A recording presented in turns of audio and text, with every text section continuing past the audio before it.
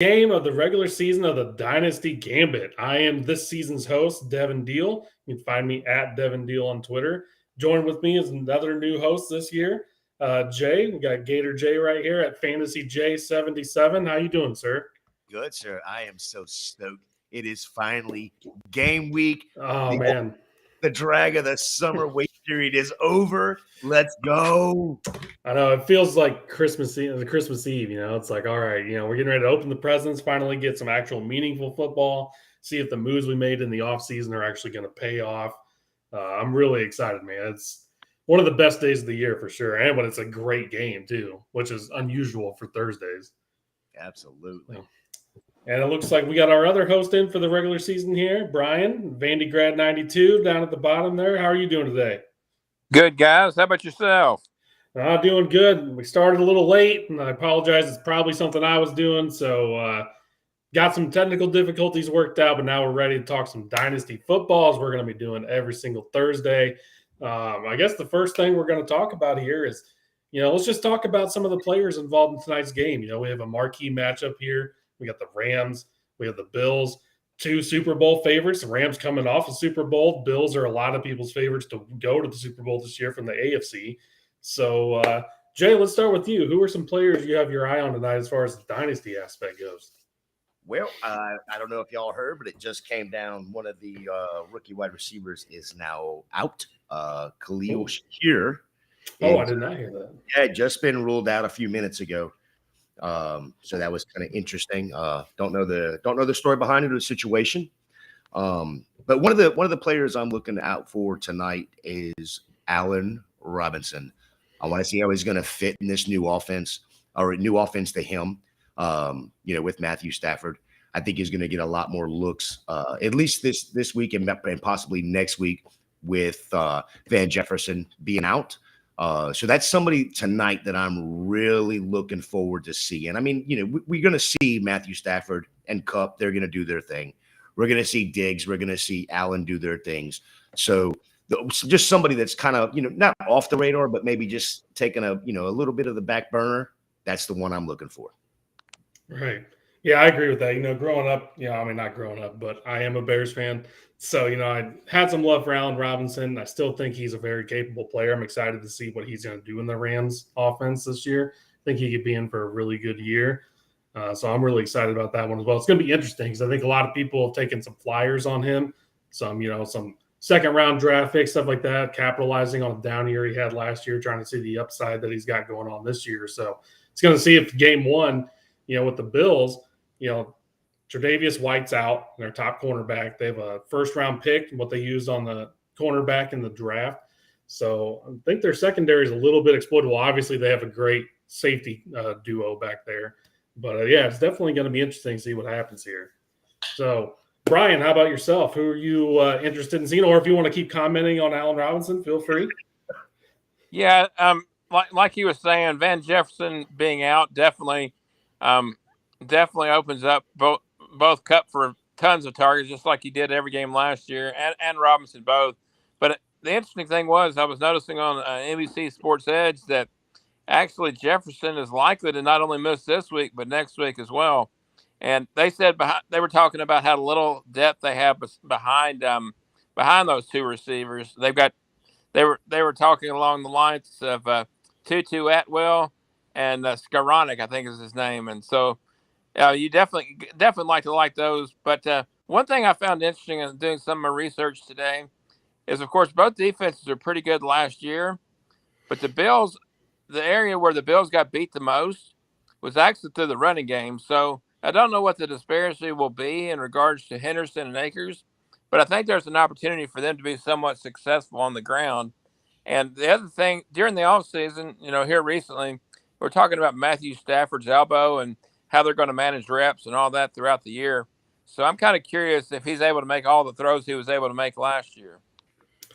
Yeah, and I think it actually came out today that he did actually have off-season elbow surgery on that elbow, which that was pretty much under wraps for quite a while because everyone was kind of worried, he was on a pitch count, whatever. So he said he had a minor surgery on there to clean some stuff up. So I actually felt a little more encouraged after hearing that compared to him just going into this year knowing he's going to have to be on a pitch count, if you will, or anything like that. But while we're talking about the Rams too, another player I'm very interested in is Cam Akers.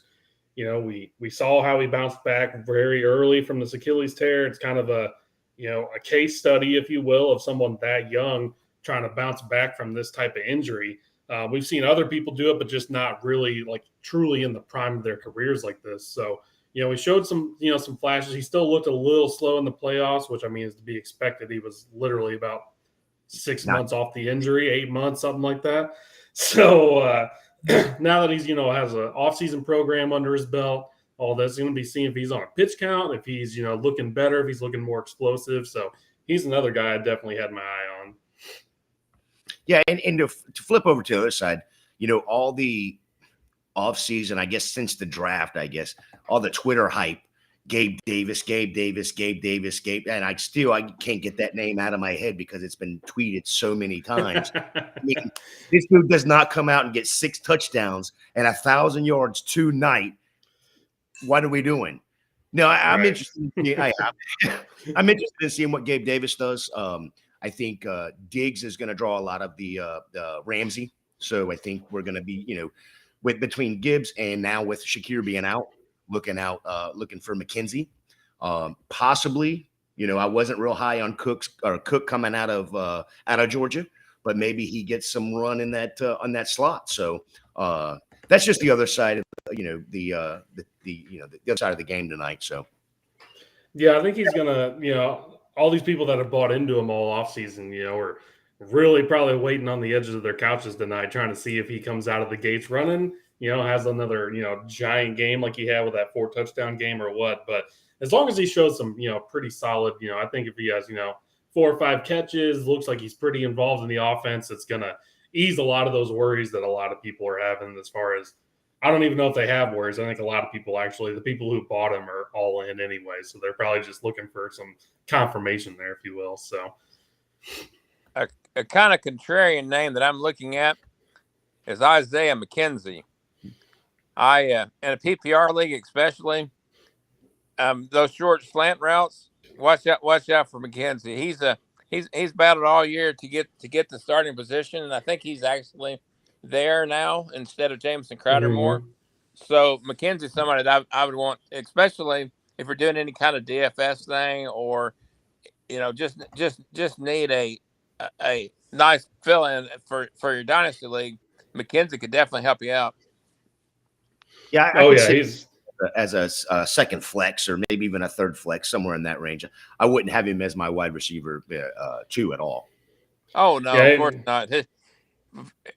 At the beginning of the year, hardly anybody ever even heard of him, and most people still can't tell you where he played college. So, I think just as a little PSA that we got going on here too, if you have players playing tonight, don't play them in their flex. If you have a wide receiver, if you have Allen Robinson, someone like that, play them in the wide receiver spot. Leave that flex spot open for Sunday in case there's injuries, stuff like that. Give yourself the most flexibility to, if anything happens during a practice, something like that, where someone unexpectedly gets hurt. So make sure you're putting those guys in their actual positions tonight if you're going to start them. So, looks like we actually got Kyle in here. I'm going to go back to Mario's question here in a second, but he's just saying, hey, Cruz, just say hey back to Kyle there. Kyle. Host of the off season. We miss you, buddy. Hopefully we're doing good for him tonight. So, all righty, let's go back. We got a question from Mario here. He's saying James Conner or Allen Robinson tonight.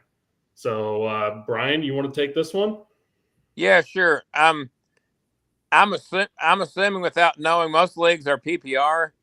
I'm still going to lean James Conner because there's been some recent news. One thing about concerning me with the Cardinals offense, Zach Ertz was out, had a limited practice yesterday, sat out today. Also, at the end of practice, Rondale Moore was rushed off to the sideline. It looks like his might be a hamstring, so I'm thinking that he may not play over the weekend. So they got to give the ball to somebody. Yeah, so I'm going Conner. I'd hate to think that you have to sit one or the other, though, to be honest. Right? That was actually going to be my first question is this has to be a flex question. And actually, I'm thinking that Mario put over in the chat that he does have Cup and Gabe as his 1-2. Right. But honestly, to answer this question, I mean, whether it's PPR or not, you've got to do Connor there, in my opinion. But now knowing that it's definitely a flex position, you definitely want to put Connor in that position. Yep, I think I'm going to make it a clean sweep, and we're going to say all three of us are saying the same thing there, especially like with what Brian was saying. They're already battling some injuries. Hopkins is already out as well for the suspension. So, I mean, it's probably, at least for the first couple of weeks here, going to be a little more run heavy even than what they were, especially if Rondale Moore and Ertz end up being out. So I think we're all in agreement here. It sounds like good advice to us, but if it goes bad, don't blame us. And one thing also to keep in mind is this is a late start game. Right. I think definitely watch your practice reports tomorrow. I feel like my gut says Ertz probably plays, I'm not quite so confident on Rondale. It looks like Rondale is supposed to have an MRI tomorrow, either tonight or tomorrow. Yeah, those words are never great, especially that close to the weekend. No, and so still sticking here with both teams going on tonight. It's a pretty rough matchup for both defenses if you do play in a dynasty league that has defenses. It's the Bills, have top defense as of last year. And the Rams were no slouch either. I mean, they have some all-stars at every position there. So any insight on are you starting these defenses or are you trying to avoid them at all costs? Well, here's the thing. Is 99% of leagues out there that you have to play a defense in. If you have two defenses, you should have already dropped in to pick a player up. So you only have one defense. And if you have a defense, you got to play him to get the points. You may as well play him tonight. It's not going to be any different from playing him tonight, or, worst thing you're going to do is not play him and then you're going to get a 0. You may as well get 2 points. You've got to play the defense. You, Brian, are you starting either of these defenses or are you looking elsewhere for the weekend? It all depends on what you've got on the bench, of course, but both Right. of these were highly drafted defenses. And despite the tough matches, I feel like you've almost got to go with them. Of course, now Vegas has a very high over-under of 52, and the implied totals for the two teams are 27 for the Bills and 25 for the Rams. So you got to be expecting or hoping for some kind of turnover, maybe a touchdown, something like that. But at the same time, I don't know. It all depends on who you got, but they are highly drafted. Just keep that in mind. Yeah, that's unfortunate about this first week's matchup is that, one team has the Super Bowl champions and then the other team has a lot of people's favorites to go to the Super Bowl this year. So, especially with being 52 points, like you're saying with Vegas on the over-under, that's, kind of says right there, I mean, if you have another choice available to you without dropping them because they are a great defense, obviously make that choice. Hopefully you're playing in a dynasty league that doesn't have defenses, and that's even better. A lot of the leagues I ended up playing in, we've gotten rid of defenses, and I feel like a lot of people are kind of moving that way. So just thought I'd hit on that. But as we did, we got a question in here. So, Jay, I'm going to let you take the lead on this one. So, in a half PPR Superflex, I'm getting offered Russell Wilson and Mike Evans for Josh Allen. Should I even think about it? Heck no. Heck no. Nope. No. I agree with that. That's, Mike Evans, he's hasn't been the Mike Evans of last couple of years. He's kind of only, he's had multiple, 1-2 yard catch game or 2 catch games or whatever. And, with Tom Brady probably leaving next year, it's going to leave a whole, question mark as who's throwing the ball to him. And then Russell, he's got probably 10 years, something like that, 8, 9, 10 years on Josh Allen. You have the QB1 in Dynasty right now. And if I'm giving up that kind of player in a super flex, I need more than that. That's a very average trade. I wouldn't say it's like a slap in the face by any means, but if you're giving up a player of that caliber, you need to be getting a lot more than that, in my opinion. I say no because it's Josh Allen. I mean, that's the reason I say no. But unless you have some inside information that Josh Allen is going to pull, Andrew Luck and retire at the end of the year, I mean, to me, it's a no. I don't care. Mike Evans, one of my favorite players, he's going to get 1,000 yards and 7 touchdowns, just about every year he plays. It doesn't matter who the quarterback is. Russell Wilson, with the offense he has, he's going to throw for, 4,500, 30-plus touchdowns, out there in Denver. So you're going to get probably the same amount of points, but just not the longevity. Right. You know, and so with Allen, like I said, unless you have some inside information that he's going to be, coming out next week and going, you know what, I'm done, then no, I'm not doing that trade. Yeah, unfortunately, both those guys are either 30 plus or right on the border of 30 plus. Evans is one I don't know about. So, yeah, I think Russell Wilson's 33, and I'm pretty sure Mike Evans is either 29 or he's 30. Yeah, one of the two. But yeah, that's you're giving up. Like I said, you're giving up QB1. Oh, wait, me. Time out. Yeah. So, okay, Keen, you just put in there that that this is a redraft. So this is not a dynasty question. Oh yeah, he did put that in here. Here we go. Okay, it's so redraft. Redraft? Yeah. Yeah, I'm probably doing that trade then if it's redraft. Yep. Yeah, that's a whole nother animal there, because then you're getting two solid players, and this is the only year you're having them here. So if it is redraft, then I'm gonna go ahead and agree with Jay there. It's a whole different animal if it's not dynasty. Yeah, I'll make it 3 for 3 there in we redraft. Go. I think we all agree. It just depends on whether it's dynasty or redraft. Right. So if you're on redraft, go with it. And if you're not, then don't. All right, so we got another question here back from Mario. Going back to he's still trying to figure out his flex. This between Connor and Robinson and everything. He says he does have Kyle Pitts starting and Ertz on the bench, who ends up having the better tight end. Kind of already talked about a little bit. Looks like Ertz is having a little bit of an injury. Even without that injury, I'm still going to say Pitts anyway. So if you have Pitts locked and loaded in your tight end, I think that's your best move. And hopefully you can see what happens with Ertz going forward. And if you start bouncing back, then obviously you can start it from that point. But week 1, you got to go Pitts. You wasted a real high, not wasted, but used a really high draft pick on him. So you got to throw him in there. Yeah, either you used a high draft pick or you traded a lot of capital to go get it. Right. Barring injury or bye week, Pitts should be just a slam dunk each and every week. I've got Ertz in several leagues, and I like him more as a sleeper tight end, but Pitts is your go-to guy. And who knows? I mean, I don't know what the rest of your starting lineup is, but if you can start a second tight end in tight end premium leagues, it's worth that too. So, right. All right. Now it looks like actually this is turning into a big question section. I love it.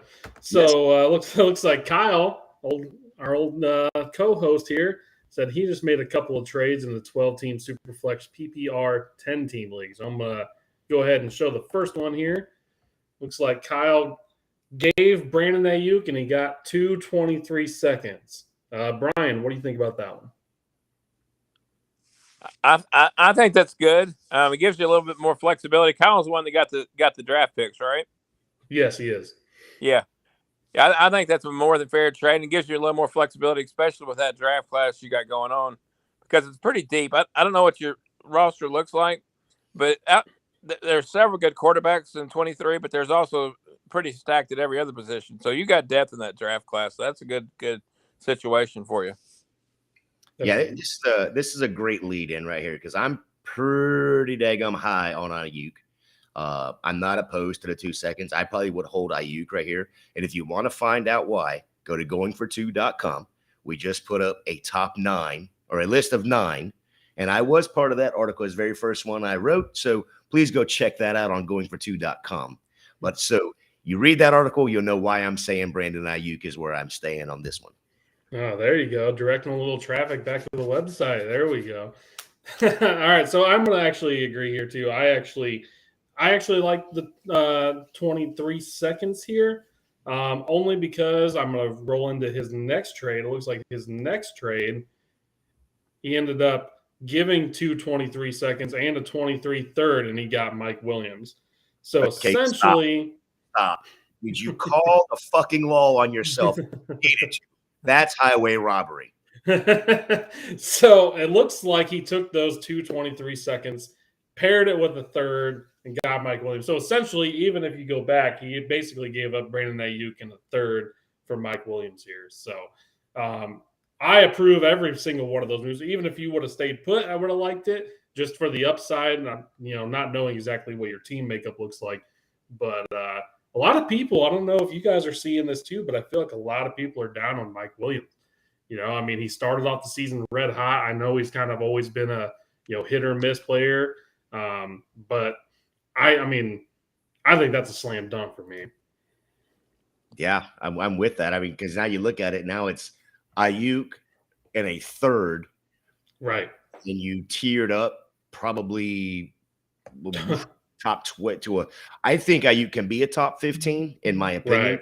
but he's right now he's sitting back in what the 20s, late 20s, and you're tearing all the way up to get to Mike Williams, which is probably a wide receiver 1 or a very high 2. Right. So yeah, no, I mean now you look at it, you take Ayuk and a third in any year and get Mike Williams. Yeah. Nice job, Kyle. Nice job. Agreed. Yeah, I mean, Ayuk's kind of a borderline top 24, but Williams could be a bit more than that. But my question is, at what point in time will Mike Williams quit having those floor weeks that just kill you? Right. Yeah, last year I had him. He kept me to a very good record out of the gate. The second half of the season, he cost me the playoffs. So yeah, I have a guy in my home league in Dynasty who actually traded for him damn near the same week he dropped off and gave up quite a bit for him. So it was pretty wild. Yeah, I think, this might be the year where, Keenan Allen's getting up there. He's 30 years old now. He might start taking more of a little bit of a backseat to Mike Williams. Mike Williams did just get paid. So that's another one to watch in Dynasty there to see who's going to be really the lead guy there. All right. So, yeah, good job, Kyle. We've all given you a round of applause on that trade there. So, we're just going to keep it rolling here. We got another question in here. 12-team PPR, Justin Herbert, Rondale, and Dotson for Fields, Mooney, Gabe, and a 23 second. So, for me personally, I'm going to say I'm going to stick with Justin Herbert on the Rondale and Dotson side. I love Fields. I'm a Chicago Bears fan, so obviously I love Fields and Mooney. I think Mooney's really great. Gabe's up there and 23 second. You know what? Oh, man, I might actually have just thought about this a little more. Maybe I'm actually leaning towards the Field one. It really is going to depend on your team makeup here. 12-team PPR, you have, arguably QB1. So that's a lot of good pieces in there. Fields can take that leap. But, if you're thin at quarterback, I don't know if I would make that move. If you got some decent, guys there, then I probably would make it. What about you guys? It's a tough one for me because I think Herbert is definitely a top 3 quarterback. And so, he's definitely more than Fields. Fields could probably, I don't know, top 12 maybe, if they can fix some of their holes. But the one that gets me on this and why I'm going to stay on the Herbert side is Dotson. I'm a huge Dotson fan, and I think he's gonna bust the mold. I'm staying on Herbert, Rondale, even if Rondale never shows back up again on the football field. Right. See, that's what kind of was pushing me after I started thinking about it more. I was like, obviously Herbert's the best piece in this entire package.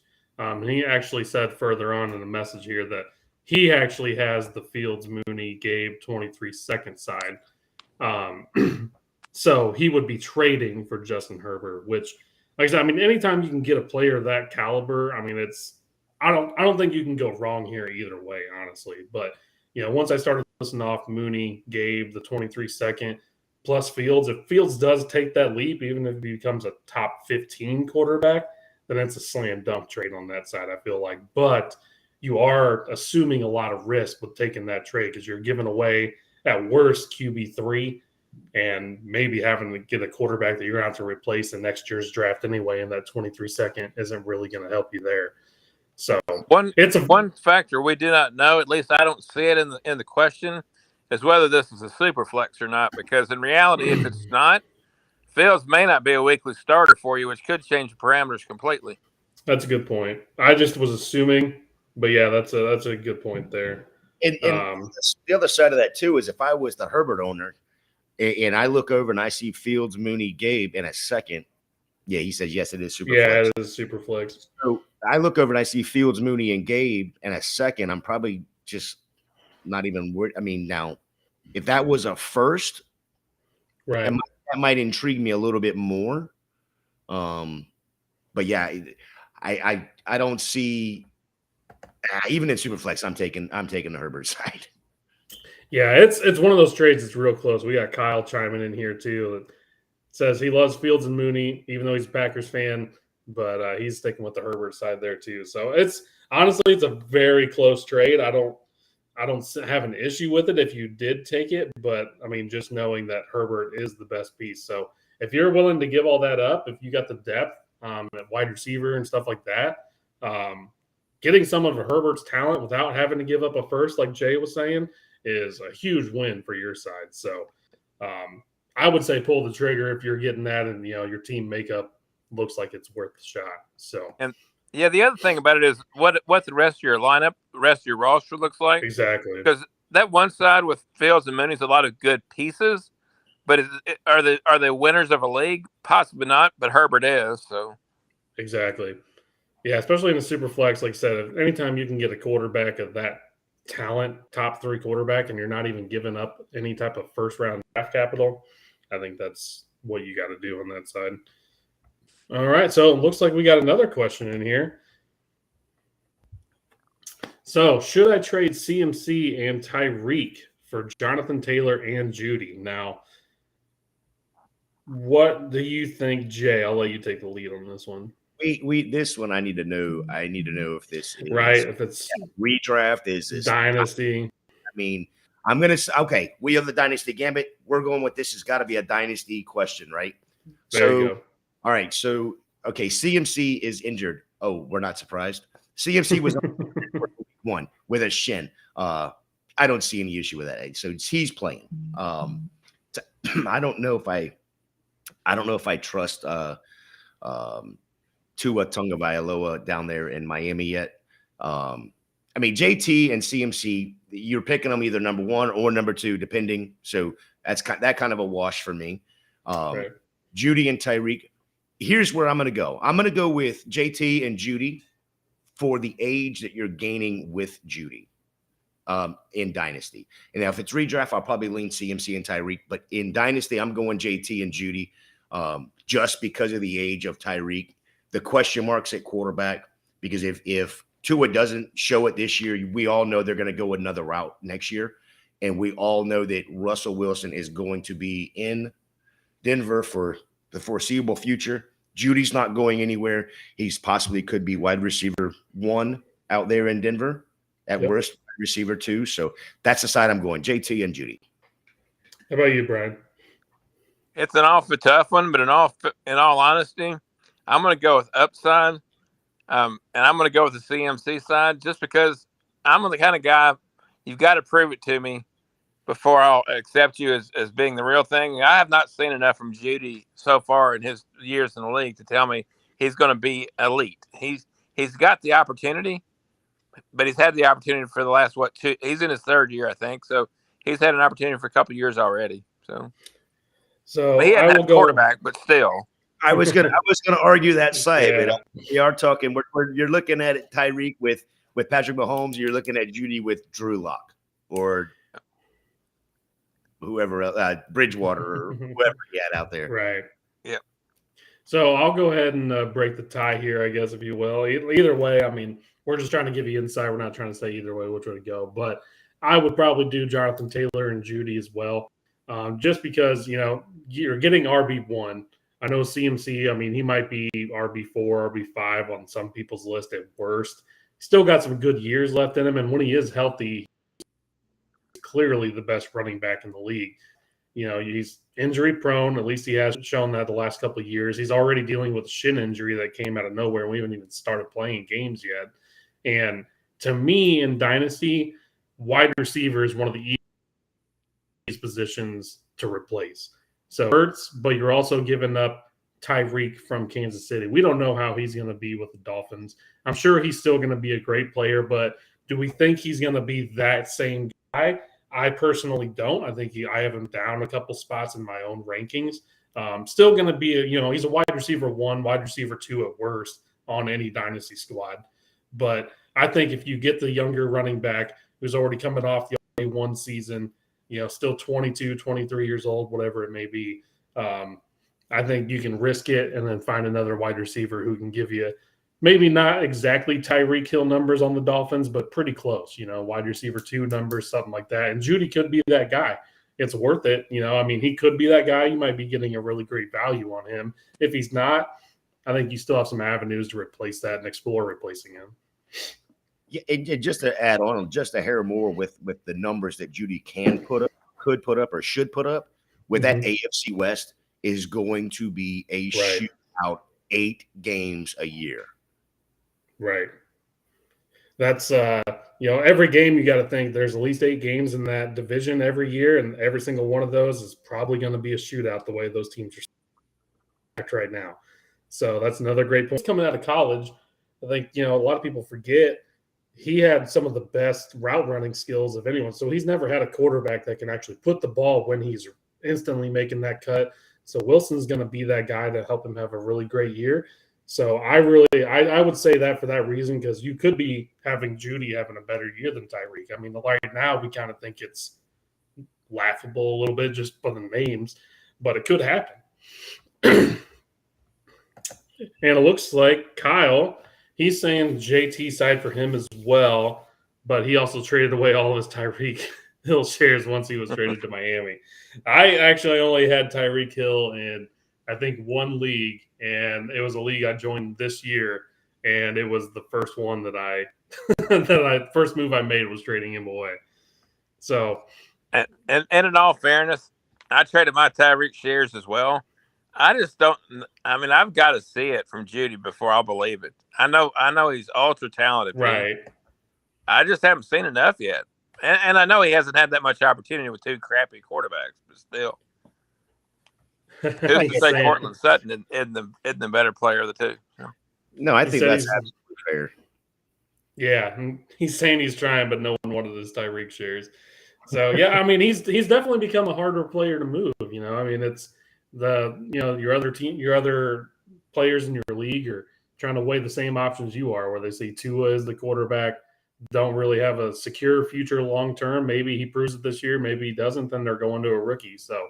Or they make some kind of trade that none of us are seeing on the radar. But it's definitely harder to trade him now than what it was 6 months ago. That's for sure. Yeah. Yep.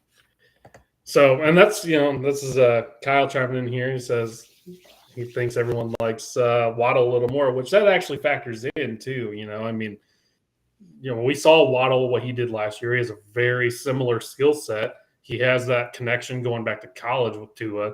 So, I mean, he could easily – I doubt he signs that kind of contract and actually picks his team because he had the choice of going there or the Jets and not being the number 1 option. I don't think you pick a team and then you're like, okay, I'll be the number 2. But maybe he does do that, but I personally just don't see him being okay being second fiddle on that team.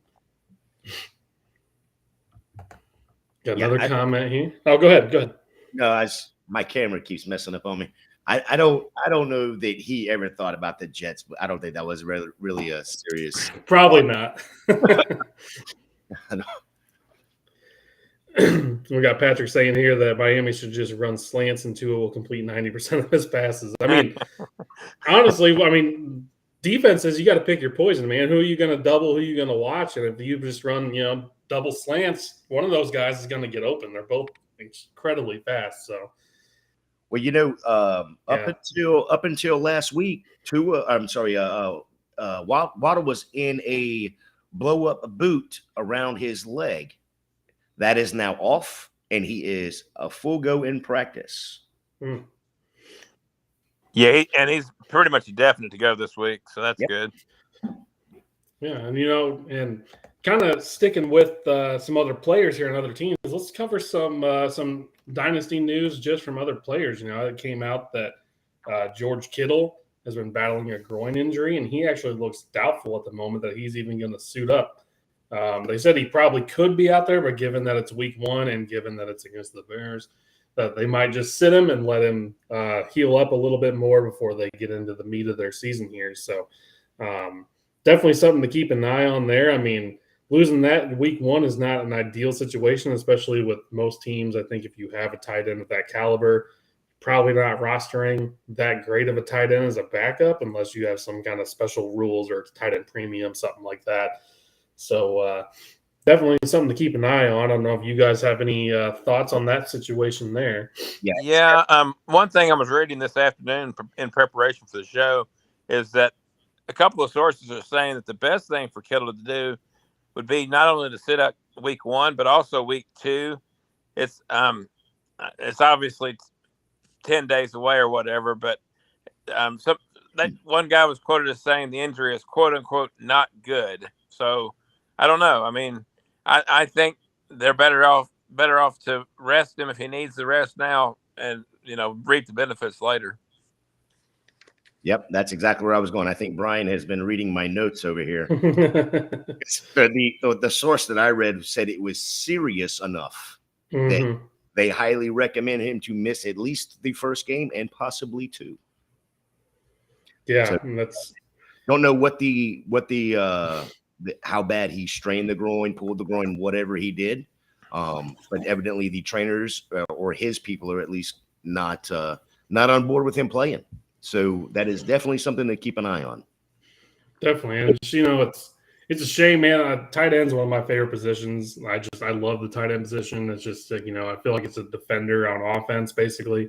But I feel for the guy, man. I feel like he's always he's always going through something, and he's a tough guy. I mean, he loves to get out there and play and do it, but sucks to see this kind of stuff, week 1 where, just practicing, like we were kind of saying with CMC earlier, people have already done their redrafts, taken him, all this stuff. So there's a huge effect, is like I said. I mean, even in redraft, if you're taking Kittle, which he fell a little bit further than what he has in years past this year, I think in most redraft leagues, but it's not something you were expecting to be facing already week 1. No, even in redraft, I think you were probably tight end 3, tight end 4. Right. Yeah. I mean, him in the late 3rd to 5th round, somewhere in that range. Right. So yeah, I mean, that's usually where you're picking up the players that you're going to start, 13, 14, 15 weeks at least, or whatever your league runs. You're going to start except for a bye week, and when you're drafting that high. So that's definitely going to be hurting some people because, like you said a minute ago, if you're drafting Kittle, you probably didn't grab a second tight end until really late. Right. Yeah, and it's going to have a trickle-down effect too, because, I mean, that's, part of the reason people are loving Trey Lance, is, I mean, the weapons there. You got Debo, you have him, you have Elijah Mitchell. So, that's just one little more wrinkle that's going to be in there because I don't even know if it's still Ross Dwelly is their backup tight end at this point. I know it was last year. I'm not exactly sure who their backup is, but it's no one close to the caliber of Kittle, you know what I mean? So right. could be affecting his numbers, which I know a lot of people are, wanting the rushing upside from him anyway. So maybe it makes him rush a little more if there's not, a lot of options that he's real secure with out there. So or it helps out my article and I become an absolute genius about how many yards Ayuk's going to get. Right. Yeah, I mean, I'm in on Ayuk. I mean, he's shown the flashes. I think he was just in the doghouse a little bit last year, at the beginning of the season with Shanahan. But, I mean, he has all the potential to break out this year. So I think that's a great pick on that. So it looks like we got another question in here. So Patrick says, thoughts on Debo and if he can repeat his wide receiver stats without his running back stats. Brian, what about you? I don't think he'll have the same level of production as last year, but at the same time, he'll have another good year. I see kind of a borderline wide receiver 1, 2, top 12, top 14, but I don't think he'll get quite the stats he had last year without the rushing stats. Yeah, I think it's going to be pretty hard. I mean, when you're talking as wide receiver 2, wide receiver 3, and depending on your league format, everything like that, those rushing stats really help. So I mean, you got Trey Lance throwing the ball now, which is another factor without Garoppolo there. Which, from what we've seen, he's really good on the deep passes. So I mean, those could be a little more explosive this year. But how consistent is he going to be in between a lot of those? As well as the only thing that gives me hope as far as his running back stats. They put that into his contract to be a little more incentive-lated that if he keeps doing that. So I think he's going to have those running back stats, but if he doesn't, I definitely don't think he's going to repeat anywhere close to where he was last year. He might still be a wide receiver 2 at that point, but I wouldn't put any money on him without those running back stats coming anywhere close to a top 5 wide receiver. What about you, Jay? What do you got to say on it? Well, I mean, I guess ultimately to answer the question, no, I don't think he's going to repeat the stats. However, I do believe that this was a ploy with him about getting that rushing input into his contract. I don't know that he hated doing it or not. Don't really care at this point because he put it in there. So now he's damn sure going to do it because he wants that money. So he's damn sure going to be rushing the ball. But can he repeat his wide receiver stats? Probably not. I think Ayuk's going to be the better wide receiver. I think Ayuk and Trey Lance have built quite a good rapport. That kind of thing this offseason. So yeah, I don't think he's going to be a wide receiver 1, high-end wide receiver 2. Hey, to be honest, they both may be high-end wide receiver 2s. But you may have 2. You may have a 13, 14, or 14, 15 in rankings, and I'd be fine with that too with them. Right. Yeah, it's going to be interesting. Like I said, I think we're all in agreement here. I don't think he's going to repeat, but it's very hard to repeat a season like that. I mean, even Cooper Kupp, granted he's being taken where he should. You're not going to let him fall down to the 3rd, 4th, 5th round to draft him, but to expect those kind of seasons like that year in and year out is pretty tough with how physical of a sport this is. So I think, we're getting closer to the game time here. I think we can maybe just do a little round the table here, if you will. And if there's anything else anyone wants to hit on, feel free. I guess, Jay, I'll go ahead and start with you if there's any topics you want to bring up real quick before we get to kickoff. No, just a couple of guys that I want to see this weekend. I want to see if J.K. Dobbins is even going to play. Right. I heard today that Dak Prescott had a deal with his ankle. I want to see if he's going to play Sunday night. I want to see about Chris Godwin. To be honest, I'm hoping that he is a Bucs fan again. I'm hoping he decides not to play. I'm hoping he decides to sit the first week or two, just to let it rest a little bit longer. Going to be surprised to see what the Ken Walker sounds like. It's going to be a game time decision. Going to see what that's going to do. Keep an eye on that for Rashad Penny. The only other one that I really could really point out would be the Zach Wilson. It looks like he may only be out for 1 week now instead of it being 4, which that would be nice. Oh, one more, Michael Thomas. Keep an eye on Michael Thomas in week 1. He plays wheels up. Yeah, it's going to be a lot of those players you name there. Godwin, we know what he's capable of. Hopefully, I kind of agree with you. I have a couple shares of Godwin. I'd rather than not rush it. I've actually torn my ACL in my leg before. I'm nowhere near the athlete those guys are, obviously. But, I know it's a bitch to come back from. I know it's a really tough injury. So if they can come back from that, same with Dobbins. It's don't push it and re-injure yourself. A lot of these guys try doing that. And, I've seen so many injuries across multiple sports where if you're dealing with an ACL, you're compensating for it. And then you end up tearing something else or doing something else because you're compensating for it. So, not everyone can be Adrian Peterson and stuff like that when they come back and rush for 2,000 yards next year. Yeah, with J.K. Dobbins, everybody in the world was so high on him when he was coming out of Ohio State. I'm hoping that he thinks better or somebody gets in his ear and quit the battle with Schefter on Twitter about who's right, who's wrong, and when he's going to be able to play. Right. You know what? I'll take 2 weeks off, get myself right, because he does not look good when he's limping around, just hitting the blocking dummies. Yeah, and then Lamar was getting interviewed this week and said, yeah, hopefully he'll be out there in a couple weeks. So kind of contradictory to what we've been hearing from the team themselves. So it's going to be interesting to see if Lamar actually has the right information or if it's actually the team.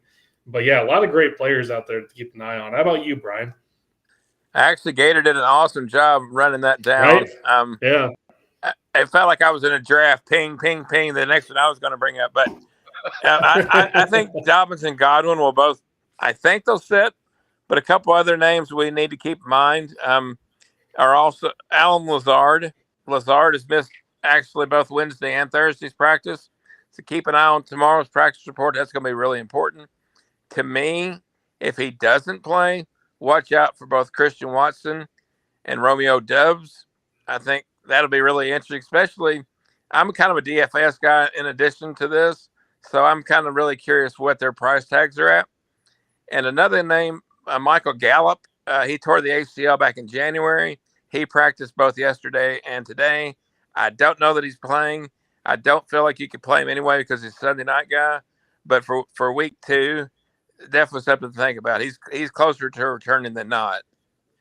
Definitely. It seems like these guys all tore their ACLs late in the year, are bouncing back quicker and quicker, which, that actually, I know he didn't tear his ACL. He actually tore his Achilles, but James Robinson is another one I've kind of wanted to keep an eye on as well this weekend. He seems to be really ready to go, which is pretty crazy from that type of injury. I think it happened the last week of the year or the second to last week of the year last year. And I mean, that's, these guys are shattering everything we know about all these tears and injuries that they're having, So, and then I will have to say, as a Bears fan, Patrick, go Bears. I am interested to see Justin Fields, Cole Kmet. There's been a lot of hype around him this offseason to see if that's actually going to pan out. But it is going to be a difficult test. We have a really bad offensive line going against, Bosa and that whole defense. So you just picked up Alex Leatherwood. I mean, that should. Oh yeah, right. That's they're trying. I'll give them that. Yeah. But when I saw that report, I was like, well, they know it's bad if you got to go pick up Alex Leatherwood. Right. And not only that, but the first round salary that goes with that you have to take on as well, But at least they're trying to fix the situation. But yeah, it's going to be a great weekend, man. I am so excited. We got a great game on tonight. So I guess I'll go around. We can all give our little plugs, say our goodbyes and everything like that. And let's get ready for some football. First game of 2022. Let's go. So, Jay, you want to go ahead? Man, I appreciate all the comments. Man, that was awesome. Yeah, this has been great tonight, guys. Really, thank you. You can find me over on Twitter at FantasyJ77. You can find me in the Going for Two Discord. You can find me right here on Thursday nights, 7 o'clock on the Dynasty Gambit. We're going to be doing that right up to kickoff for hopefully the foreseeable future. Hopefully, I don't get kicked off anytime soon. And then you can also find me over at what is it?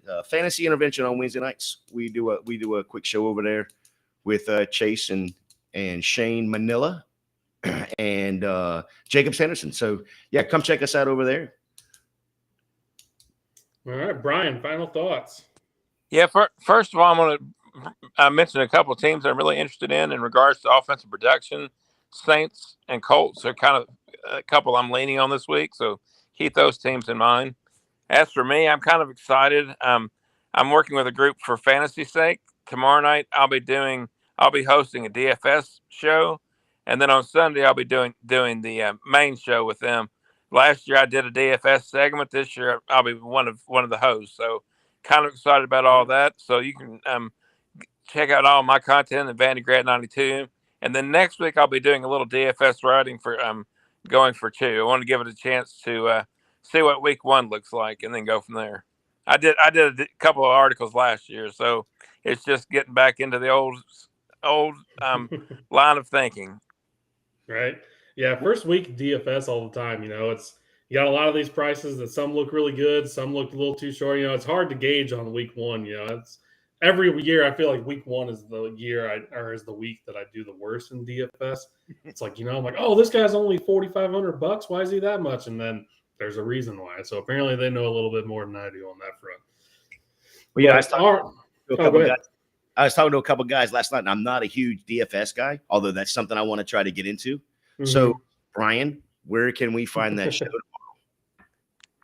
tomorrow? Where can we find the content? I always retweet my stuff. So, like I said, the main website I'm working with is for fantasy's sake, and okay. I've been doing DFS this is my 3rd year in a row, and I'm pretty good at it, but I work hard at it. So, yeah. And anytime you have questions, reach me at Vandegrad 92. I've helped people in the past. Be glad to help them in the future. So, for a 10% cut, right?